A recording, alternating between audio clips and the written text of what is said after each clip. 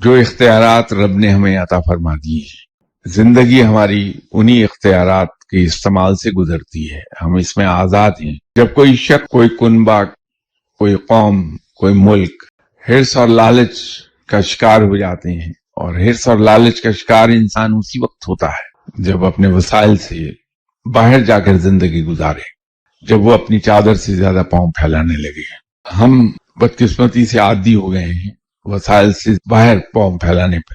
اپنی چادر سے زیادہ پاؤں پھیلاتے ہیں۔ اسی چیز نے ہمیں بھکاری بنا دیا، اس لیے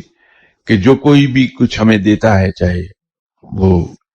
کوئی سا ملک کیوں نہ ہو، وہ اپنی غرض کے تحت دیتا ہے، وہ ہم سے اس کا معاوضہ وصول کرتا ہے۔ دو مسلمان ملکوں کے درمیان برج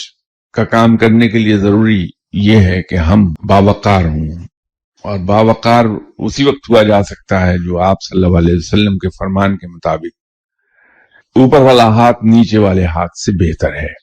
ہمارے پاؤں ہماری چادر کے مطابق پھیلیں گے تو جس دن ہم اپنے وسائل کے اندر رہنے لگیں گے، اور جس دن ہم نے ہاتھ پھیلانا بند کر دیا، ہم اس قابل ہو جائیں گے